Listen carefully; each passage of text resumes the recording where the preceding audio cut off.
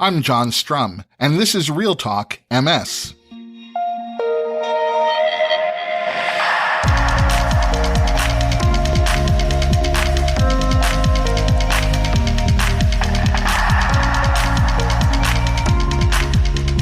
It's March 14th, and we have a lot to talk about.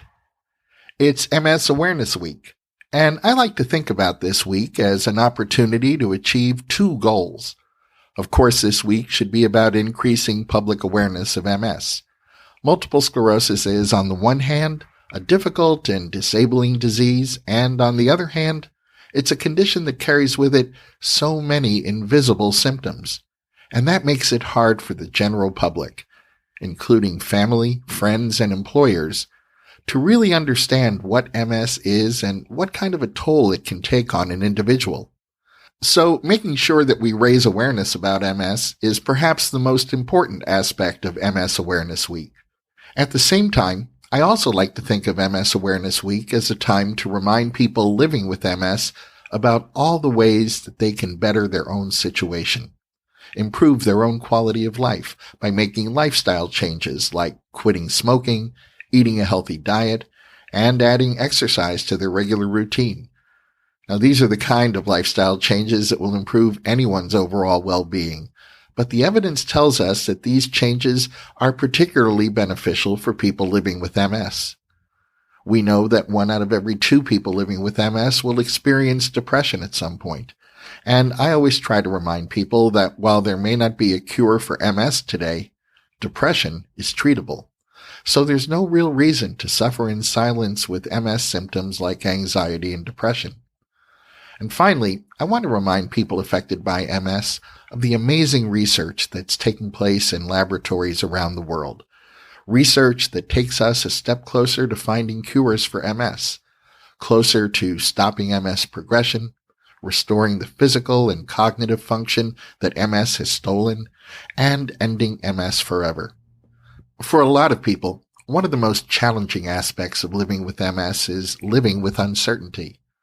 Living with unanswerable questions like, is today the day I experience a relapse? Will my MS progress? Will my disability worsen? Will I be able to continue working? Will I be able to take care of my family? Will I be able to take care of myself? These are all very real questions, and while there may not be answers for them today, there are strategies that you can adopt to ensure that you're managing and minimizing the uncertainty of living with MS. Joining me to talk about her journey as a mom living with MS and to share how she's learned to cope with the uncertainty of MS is MS advocate Sarah Wolfe. Also joining our conversation with just a boatload of strategies for living your best life despite the uncertainties of MS is Dr. Laura Hancock, a neuropsychologist at the University of Wisconsin School of Medicine and Public Health. It's a big topic, and I'm devoting this entire MS Awareness Week episode of Real Talk MS to my conversation with Sarah Wolfe and Dr. Laura Hancock. MS symptoms can come and go. They can be mild or severe. Relapses can happen without warning, and there's always a concern about whether your MS is progressing. MS is different and unpredictable for everyone, and living with MS means living with uncertainties, which, frankly, all by itself, that can be a significant challenge. Joining me to talk about how to live your best life despite the uncertainties of MS are Sarah Wolfe and Dr. Laura Hancock. Sarah is an MS advocate, and Dr. Hancock is a neuropsychologist at the University of Wisconsin School of Medicine and Public Health. Sarah, Dr. Hancock, welcome to the podcast. Hi, John. Thanks for having us. Hi, it's so good to be here. Sarah, why don't you start us off by telling us a little about your MS journey? When were you diagnosed, and what was that like for you? So I was diagnosed back in 2018. It was a year almost to the day after giving birth to my first child.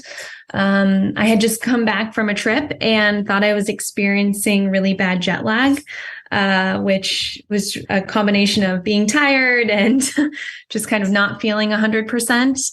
and noticed that my eyesight was not what it was a week prior or even what I was used to. And so I was able to go see a neuro-ophthalmologist just to check it out. And after her first examination of my eyes, she looked at me and said that I had optic neuritis. And just in trying to understand what that was, I looked it up, and I, of course, unfortunately, tried to self-diagnose myself. And my neuro-ophthalmologist sent me to a neurologist. And over the course of a few days and a few MRIs, I was diagnosed with MS. And I think just the overwhelming sense of uncertainty was probably the first feeling that I had, and just being nervous and anxious about what that meant going forward for the rest of my life. And being a mom of a 1-year-old and being relatively young, I felt that it was just an experience that I don't think I can never really properly put into words. It was just very overwhelming and scary. So, and now it's been almost 5 years. So it's kind of, it's been a long time, but also a very short amount of time in the same moment. So, Dr. Hancock, what are some strategies that can help people better understand, maybe better process an MS diagnosis? I think that's a great question. And I want to start off by saying, in my experience, there's no one size fits all approach to this. Everyone is going to have a little bit of a different journey, and everyone may experience different emotions as they move through that journey. So one thing that seems to help people is seeking out a community and sources of support. So that might be family, friends, other people you know who have MS. Maybe it's tapping into the National MS Society's network of peer groups. So in many, many communities across the U.S., there are people who have been through what you're going through right now that you could tap into and meet with. And I think Sarah hit the nail on the head with, you want to know more. It's normal to want to know more, but it can also be really overwhelming when you start to look things up. When you start to Dr. Google and possibly getting some bad information. So I want to encourage you, if you're going to do that, to get your facts from quality sources like the National MS Society. And keep in mind, too, that no two people with MS are the same. I always teach my trainees when they're working with me to learn more about how to take care of people with MS, that once you've met one person with MS, you've met one person with MS. And you can't make predictions about that person's future because nothing has been written in stone. So talking, communicating, maintaining your self-care routine, that's really important too. Oftentimes when we're under stress, like receiving a diagnosis of MS, feeling like things are a little topsy-turvy in your life, overwhelming, if we stop doing some of the important things in our routine, like drinking enough water, like going for your regular walk that you normally do during the day, that can contribute to that experience and that journey being a lot more difficult.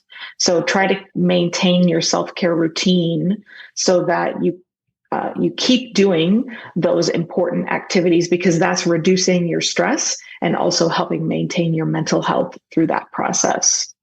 For some people, seeking out spiritual support can be really helpful. Seeking out a professional, a mental health professional who can help guide you through the journey, and also just fighting that stigma. Like I said, nobody's future with MS has been written in stone, and there are a lot of misconceptions about what MS is, especially on the internet, or just old information about what MS used to be, and it's not true anymore. So get your information from trusted sources and know that you can still live your best life despite a diagnosis of MS. So when it came to processing that diagnosis, Sarah, what did you find helpful? And what strategy would you recommend to someone who was just diagnosed with MS?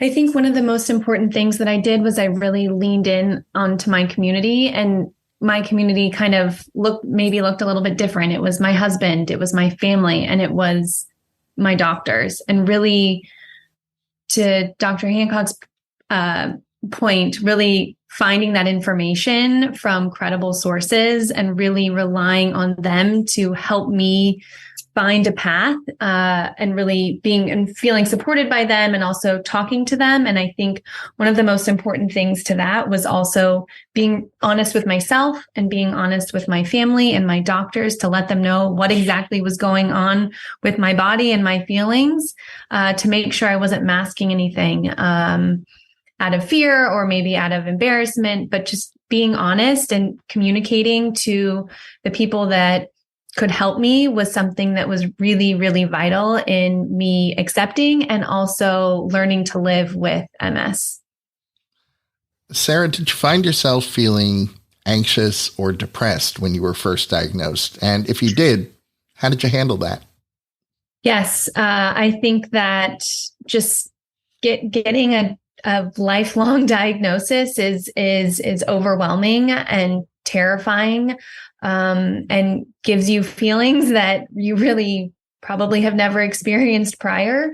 And so I think most of my feelings was really centered on anxiety and just the unknown. And now I have 2 children. So the idea of what does that mean for them? Am I going to be the mom that I wanted to be or that I thought I was going to be?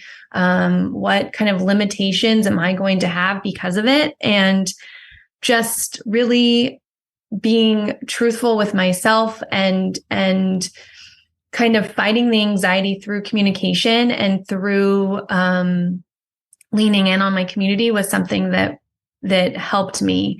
One of the other biggest kind of problem solvers for me with my anxiety was talking about it, and not bearing the brunt of what it meant to have MS, but being able to share that with other people. I think that it's kind of cliche to say, but people are going through things all the time that you can't see. And MS is a huge part of that. Like, no one can tell that I'm sick. No one can tell that I'm having these problems. And so being able to talk about it and bringing it to light kind of helps make it a little bit lighter. And it helps with the anxiety. I mean, of course, you're going to get sad. Of course, you're going to get confused and mad, and you're going to feel this kind of cornucopia of emotions. But it's really talking about it has really kind of helped me just feel a little bit of sense of relief. And the more you talk about it, the more people understand, and kind of, and want to support you, whether they have MS, whether they know somebody that has MS, or whether they're just genuinely interested in what's going on, because not a lot of people really truly understand what MS is.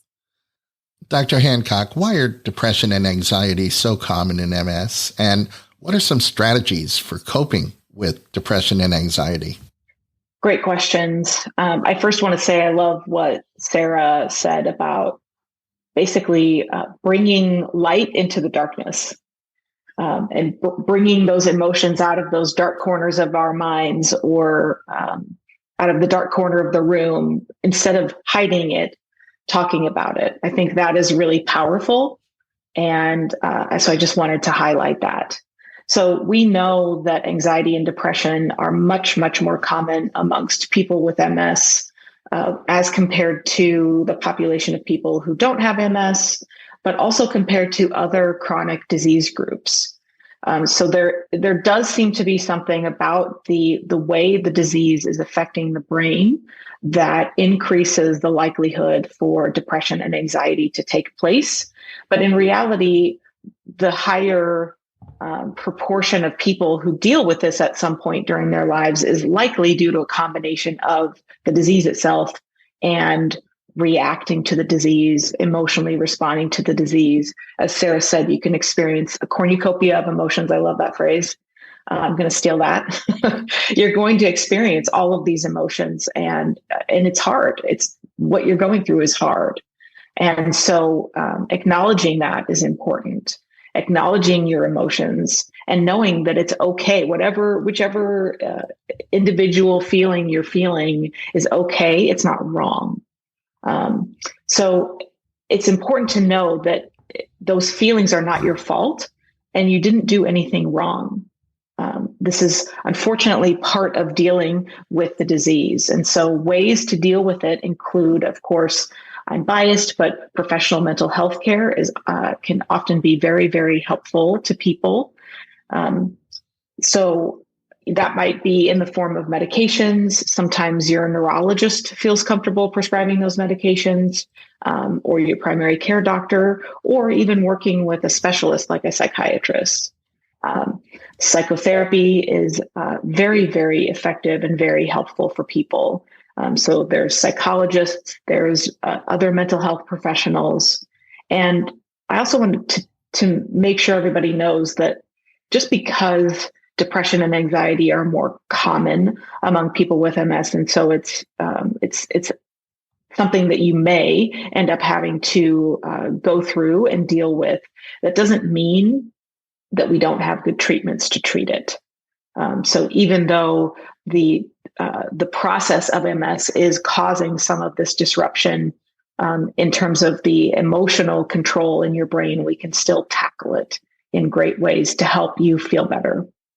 Other things that people can do themselves would be maybe doing some journaling, getting your feelings out either on paper or to your tribe, to your friends and family. Meditation. Mindfulness meditation is actually really well supported in research, and it's something that's easy and free that you can do yourself. So there's free YouTube videos that you can look at online. There are apps that kind of walk you through it and provide some nice meditative music to go along with meditation. Staying connected with other people.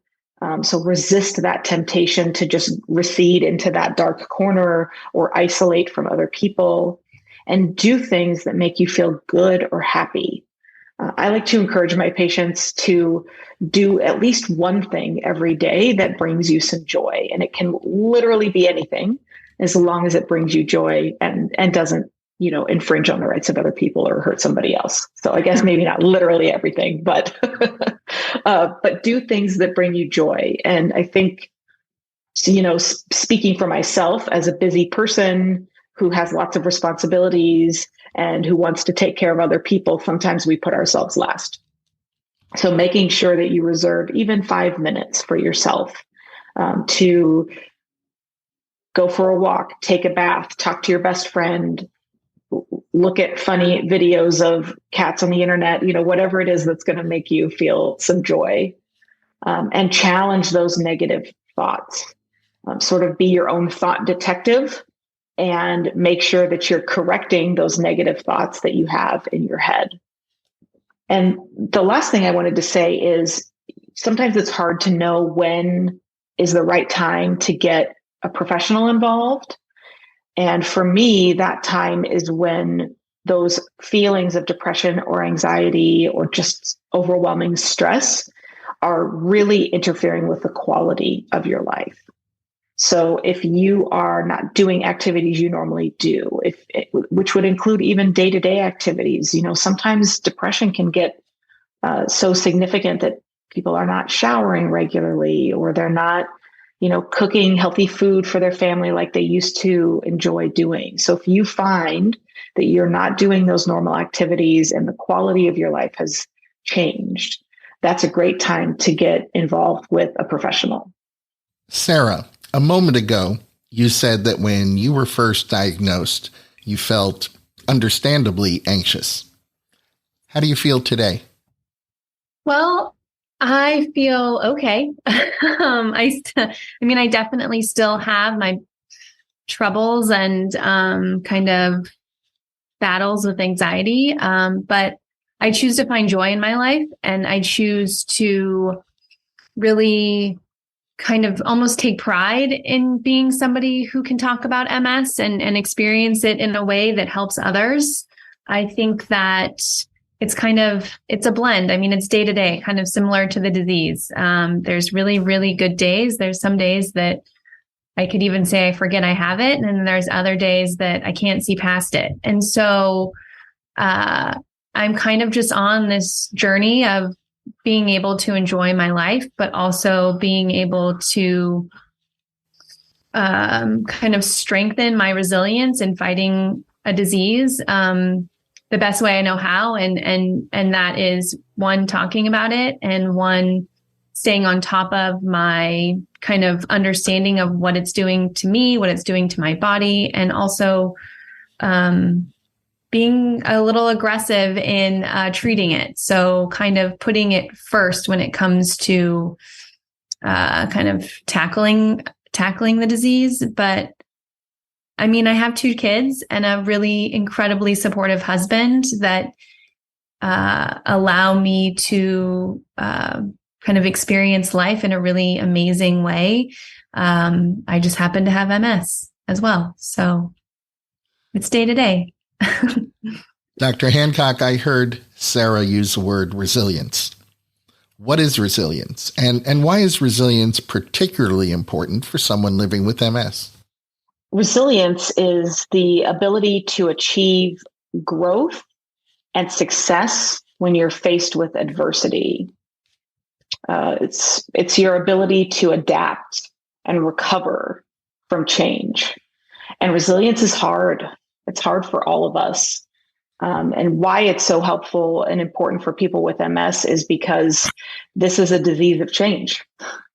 And as Sarah pointed out, it's a lifelong diagnosis, and we don't know exactly what's going to happen in somebody's individual MS future.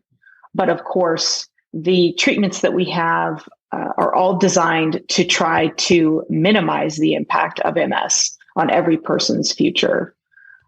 So although this is hard for all people when we face periods of difficulty in our lives, we know that people with MS are most likely going to be presented with some new challenges from time to time.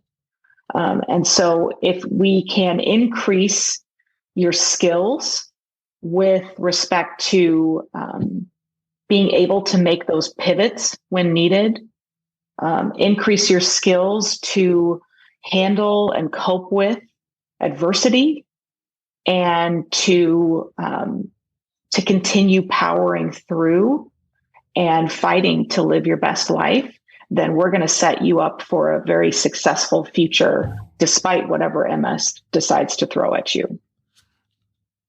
Are there things that people can do that will help them build on those skills, build their resilience? Absolutely. What a great question. I'm glad you asked.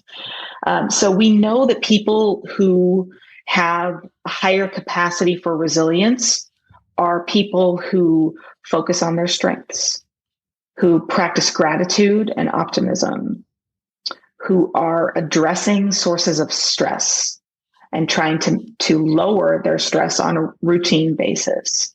They're getting adequate sleep. They're treating their depression and anxiety. They're finding and maintaining purpose in their lives, even if that purpose changes over time. And they're maintaining and using regular social supports. So I hope what you heard me say there is all of these things are things that we can choose and things that we can exert some control over. Another great way to build resilience would be obviously to work with a mental health professional. I know I'm biased, but I do have to mention that, if you're feeling like you're trying some of these strategies and it's not enough, a mental health professional can come in and help guide you through the rest of that process. You can also think about what are things that have worked in the past. We all face adversity from time to time in our lives. And so sometimes you can revisit an old situation in your head and try that strategy that worked last time and see if it's going to work for the present moment, or maybe adapt it to work for the present moment. And I would also say, be willing to define things differently. You have the power to redefine anything that you need to redefine in your life. One thing that comes up a lot with my patients is exercise. Because of maybe some physical challenges or because of the darn monster that is fatigue. So maybe exercise doesn't look the same way it did 20 years ago before you were diagnosed, or it doesn't look the same way as it did 20 years ago just when you were younger. But that doesn't mean that we can't engage with it and redefine that to keep doing it. So what sometimes happens with people is we get stuck in our heads thinking that exercise has to look a certain way in order for it to count. Or it has to expend a certain amount of calories, or, well, if I'm not training for an ultra marathon, then that means I'm not exercising. And none of those things are true. So you can redefine exercise. You can redefine what it means to relax. You can redefine what work means, or how long you work every week. And embracing that can go a long way in terms of helping you build and sustain resilience. Sarah, you mentioned you have 2 children. How do you manage the responsibilities of being a mom while you're living with MS? I think being a parent means just being honest with yourself, but also being a parent with MS means being really honest with yourself. And so living with MS and having 2 children means I'm probably more reliant on other people than I ever thought I was going to be. I think that there's also a level of being a parent with MS means you have to, on a regular basis, fight comparing yourself to other parents and what their parenthood journey looks like, because it's going to be really different for you. And so I lean in on my husband all the time, and my mom and my mother-in-law. It's a lot of finding the support and finding that community that can really help you with the daily activities. So sometimes I need my husband to take the kids to the park, and sometimes I need my mom to come and cook dinner, which I'm very fortunate in to be able to have people close to me. But it's also accepting that I can't do everything all the time, every single day. And that has been a huge kind of hurdle that I've had to jump in understanding my own limitations. And it actually makes me a better parent when I know that I can focus on one thing and get it done, as opposed to feeling overwhelmed with all the things that I have to do. It's kind of a divide and conquer strategy. It's like divide what you can do, know what you want to do, and see if with what you can do, can you get to where you want to be, like, or where you want the want to do's. And being a parent, there's a lot of sacrificing just within parenthood, but there's also a lot of joy and happiness that you can find in just being with your kids. And I'm very honest with myself and with my family. My kids are really young, so they kind of don't really have they're 5 and 2. So kind of explaining to my son about the nervous system is a little bit different. You can't really do that yet. But being honest with him, like, hey, mommy can't do that right now. Or, we're going to do this activity because it might just be better for my dexterity or my fatigue or my numbness or whatever it is that I'm going through that day. So there's just a level of kind of getting down to the studs of your life and focusing on what you can do, and making the most of that on a daily basis. Dr. Hancock, what are the day-to-day challenges of parenting with MS, and what are some strategies for parents living with MS that can help them overcome those everyday hurdles? Well, I think what Sarah said is spot on. That's definitely what I'm hearing from the people I work with. And I really like what she said about using it sort of reminds me of that phrase, it takes a village. And she is not afraid to use her village and to tap into them when needed, which I think is really smart. and is also going to be really great for her family. Her kids are going to learn so many good things from this experience.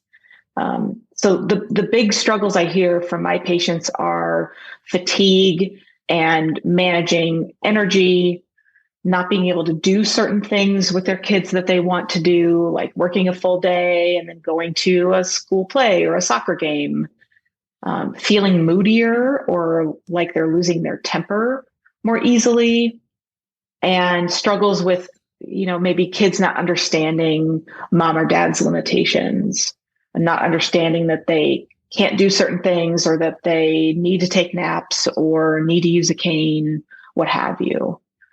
So as Sarah said, I think being honest is my number one strategy. So I completely agree with her. Being honest with your kids, being honest with the rest of your family, but with kids specifically, communicating to them in terms that they can understand. And, and so maybe that's not explaining what the myelin sheath is and how MS changes it, but you can absolutely explain things to them in terms that they can understand. And maybe keeping a backup plan or two. That's been helpful to some of my patients. So, maybe they initially plan the day to take the kids to the water park or something, and partway through the day, that's just not going to happen. And so having a backup plan at the ready that you can use when you need it helps with the stress of having to change the plan. And it helps you can quickly transition the kids into this other activity. Or maybe you can watch the kids do something rather than join the wiffle ball game in your backyard. Tapping into your network and village, we already mentioned that a little bit, but also the National MS Society and other MS nonprofits have sources of support for you. So if you're running into an issue and you're having some difficulties, check into those resources. Again, these are good sources of information to see if something there is helpful. We also want to make sure that, I think it's an easy, it's a sort of a slippery slope to fall into a place where we put a lot of responsibility on the kids to help mom or dad do things that they can't do. And some responsibility is obviously good and important for them to learn and grow up to be good humans. But we also want to make sure that the kids have space to be kids. And the kids have, they get time to engage in extracurriculars, to spend time with their friends, to learn those social skills and to build other skills that are important as well as responsibilities at home. And know that MS is not going to change the fact that you love your children and you love your family. And it's not going to change the fact that you care about what happens to them and you care about their well-being. And don't forget that you're going to experience challenges with parenting or challenges in a family, because we all do. And some of those challenges won't have anything to do with MS, although it's very easy for us to fall into a place where any challenges we face must be somehow related to MS. But knowing that we're all experiencing challenges can help keep things in perspective and help keep you moving forward instead of getting stuck. And lastly, I would say that, if you need it, if you feel like things are really hard, if you're feeling really stuck with an issue in your family, there's always professional help too, in the form of family counseling, parenting classes, couples counseling, if you need it. And your primary care provider or your neurologist should be able to help you find those resources if you can't find them yourself. Dr. Hancock, how would you characterize the importance of connection for people living with MS, and how should someone go about creating those connections? To me, I would characterize it as one of the most important things that you can do in order to live your best life with MS. No one understands what it's like to walk in your shoes more than another person living with MS. So even though no two MS journeys are exactly the same, this is still a village of people who get you in a way that no one else can, even though they try. Even though people like me who've dedicated their careers to helping people with MS, we still don't get it the exact same way. And there is so much value in deep knowing and understanding of other humans. There's good research to support this too, but just anecdotally, I see this in the faces of my patients every day. We seek out these experiences, but you just might not think of yourself as doing that. I mean, if you think back to when you were a kid and, going to school and starting to make friends, you would seek out other people who liked the things that you liked. Maybe it was New Kids on the Block. I'm dating myself, but, you would want to be friends with people who liked the things that you liked, or who lived on your street, or who did the same sport that you did. And we don't ever leave the need for that kind of connection. But when we're talking about, a diagnosis that's going to last the rest of your life, it's even more important. And what you're going to get out of that experience is so beautiful and so beneficial. So not only are you going to learn from other people who've maybe faced an experience that you are currently facing, you are also going to be giving back as much as you're getting from those experiences. So the National MS Society and other MS nonprofits have ways of connecting with other people, but you might be surprised about how many people in your local community, in your, who go to your church group, who are also members of your school's PTA, what have you, could also be living with MS too. And once you start opening yourself up and bringing that into the light, as Sarah said, and talking about it, you might find some really great new friendships and deep understanding with people that will last a lifetime. So, Sarah, have you found your MS community? Yes, I think that just in being able to share my story and talk to people through the MS Society, through my family, through just my friends, my community has kind of built itself in a lot of ways. And I've been given the path to the MS Society. I think one of the most important things that the MS Society does is it connects you with other people with MS, and you no longer feel alone. And being able to be a part of an event, or even from a social media post, or any of those things, like being able to relate to somebody in a way. And it's not relate like, oh, this is my story and this is how I got it. It's more like they understand how I feel, that not every day is the same, and that I do have my emotions do change, and being able to not, if you don't feel comfortable talking to somebody directly, it's just reading their stories and finding this sense of compatibility in ways that you may not have wanting to actually seek out yourself, or thought that you would have to seek out. But the MS Society has really, they provide an incredible cushion of people with the most amount of empathy and understanding that you could possibly find. And I think that that's been a huge kind of cornerstone to like how I've been able to cope and deal in just finding my people, and my people happen to have MS. And so it's really, it does something to you, whether it's like a chemical reaction in your brain or a feeling that you get. But like when you are able to tell somebody I have MS, and they can respond back to you with, so do I, or my mom did, or my dad did, or my wife has it, or whoever it may be, and however it affected them, they have this, you have this bond with them, whether you want it or not. But it really allows you like a level of healing that goes outside of medicine and goes outside of going and seeing your doctor. It's finding those people that can relate to you and that you can talk to kind of without any sort of filter. You don't have to be embarrassed about this symptom, or you don't have to be embarrassed that it took 6 months to get you onto this medication, because they've all gone through it, or some level of it. And it's really talking about it and being active in the MS community has really helped just get me through the day.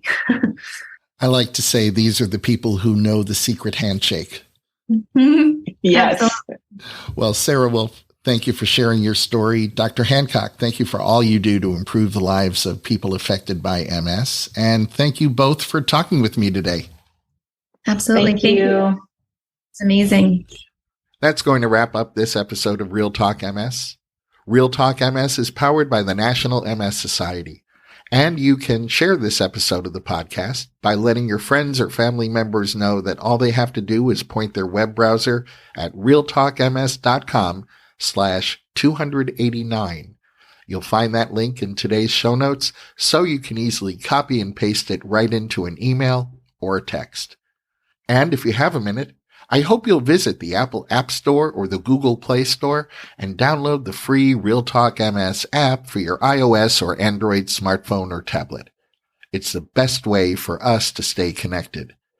The app will automatically download the latest episode of Real Talk MS. You'll be able to access any of our past episodes. You'll be able to save your favorite episodes. And it's a great way for me to share bonus content with you. The app is free, so I hope you'll download it today.